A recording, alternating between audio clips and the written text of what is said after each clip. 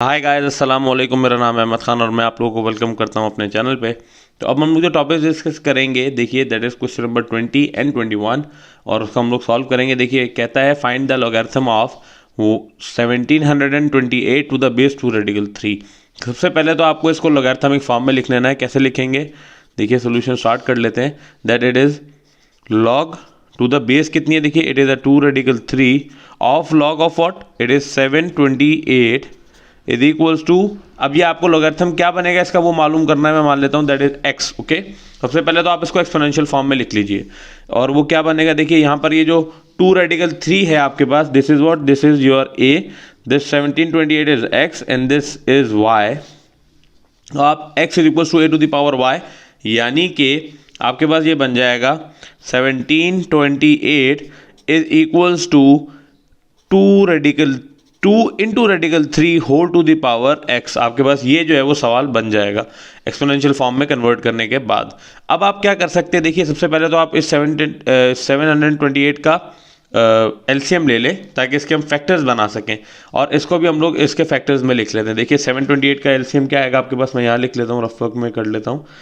728 का जब आप एलसीएम लेंगे तो आप इसको अगर 2 से डिवाइड करते हैं तो आपके पास आ जाएगा 864 बेसिकली, ठीक है। और फिर आप इसको 2 से डिवाइड करेंगे तो आपके पास आ जाएगा 432, ठीक है। फिर 2 से आप डिवाइड करेंगे तो आपके पास आ जाएगा 216। फिर 2 से डिवाइड करेंगे तो आपके पास आ जाएगा 108। फिर आप 2 से डिवाइड करेंगे तो आपके पास आ जाएगा 64 एंड देन 54 सॉरी। और फिर आप इसको 2 से डिवाइड करेंगे तो यू विल गेट 27।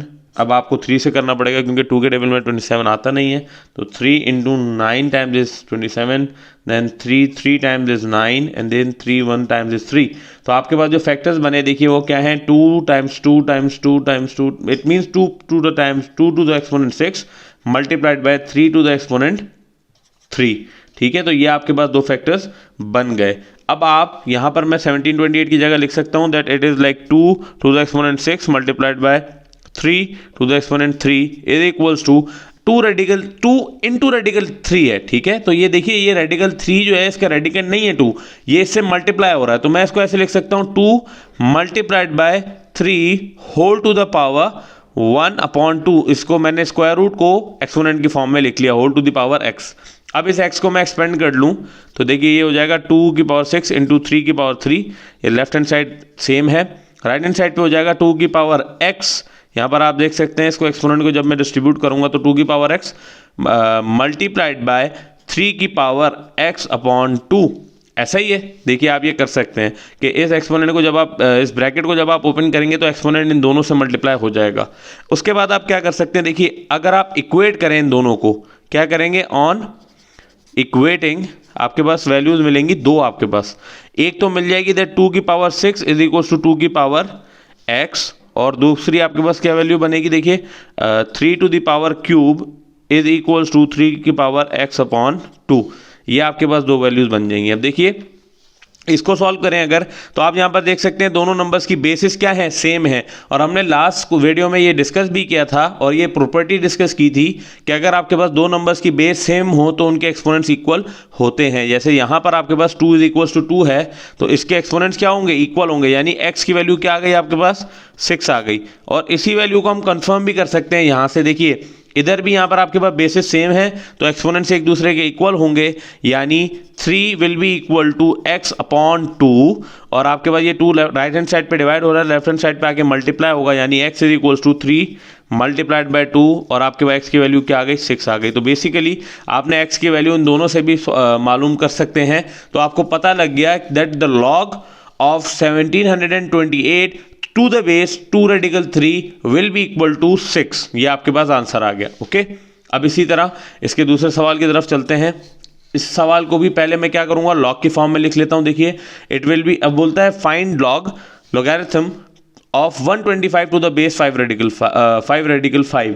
तो इसका मतलब it is like log to the base 5 radical 5 of what, of 125 is equals to x, ठीक है। अगेन वही मैंने क्या किया, इसको मैंने लॉगरिथमिक फॉर्म में लिख लिया है इस स्टेटमेंट को।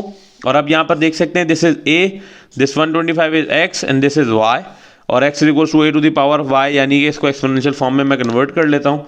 It will be like 125 is equals to A to the power y, यानी कि 5 मल्टीप्लाइड बाय रेडिकल 5 और इसको radical 5 whole to the power y.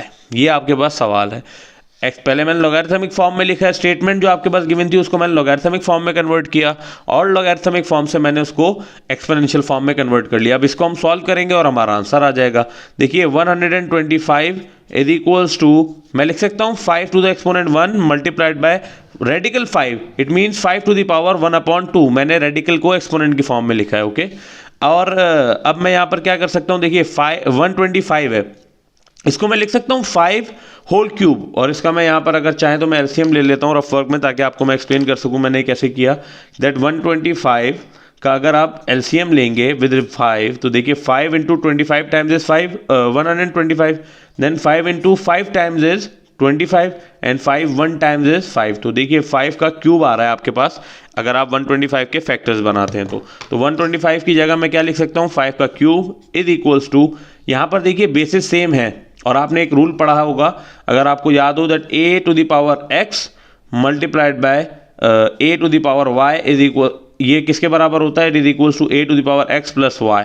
कि अगर आपके पास बेसिस सेम हो और वो मल्टीप्लाई हो रही हो तो आपके एक्सपोनेंट्स ऐड हो जाते हैं. यानी यहाँ पर ये हो जाएगा 5 टू द पावर 1 प्लस 1/2.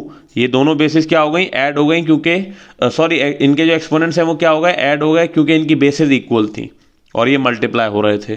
तो 5 cube is equals to 5 to the power 1/2. अब इसका आप एलसीएम लेंगे, देखिए इट इज़ लाइक 5 2, इसके डिनोमिनेटर में क्या है 1 है, तो इसको मुझे मल्टीप्लाई करना पड़ेगा 2 से बेसिकली. तो 2 1 times is 2 plus 1/1 to the 2 whole to the power y. ठीक है, तो ये आ गया 5 cube is equals to 5 to the power 2 plus 1 is 3 और अब 3/2 whole to the power y. ठीक है जी. अब आपके पास इस ब्रैकेट को मैं एक्सपेंड कर लेता हूं तो ये हो जाएगा 5 cube is equals to 5 to the power 3y/2. और अब आप वही रूल लगाएंगे जो आपने यहां पर भी लगाया था. देखिए बेसिस सेम थी तो आपने एक्सपोनेंट्स को इक्वल रखा था, वही रूल हम यहां भी अप्लाई करेंगे. बेसिस आर सेम, थस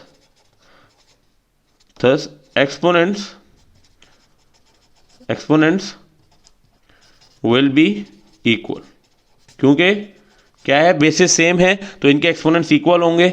यानी ये हो जाएगा 3, देखिए बेसिस सेम है तो एक्सपोनेंट्स को इक्वल रखिए. 3 is equals to 3y/2 basically. ठीक है जी. तो ये आपके पास वैल्यू आ गई और अब आप इसको सिंप्लीफाई कर लीजिए. देखिए 2 राइट हैंड साइड पे डिवाइड हो रहा है, लेफ्ट हैंड साइड पे आके मल्टीप्लाई हो जाएगा. यानी ये हो जाएगा 3y is equals to 3 into 2 which is 3 to the 6. Okay, now ये 3 यहाँ पर y से मल्टीप्लाई हो रहा है, राइट हैंड साइड पे आके डिवाइड हो जाएगा. यानी y is equals to 6/3 and 3 1 ज़ा 3 3 टू द 6. तो आपके पास y की वैल्यू क्या आ गई बेटा, 2 आ गई. तो इस तरीके से आप बड़ी ही आसानी से क्या कर सकते हैं, किसी भी सवाल को सॉल्व कर सकते हैं. देखिए मैंने आपको हमेशा एक बात समझाने की कोशिश की है कि आपने प्रैक्टिस ज़्यादा से ज़्यादा करनी है और इंशाअल्लाह ताला आपके लिए टॉपिक्स आसान हो जाएंगे. उम्मीद है आपको वीडियो पसंद आई होगी और समझ में आई होगी.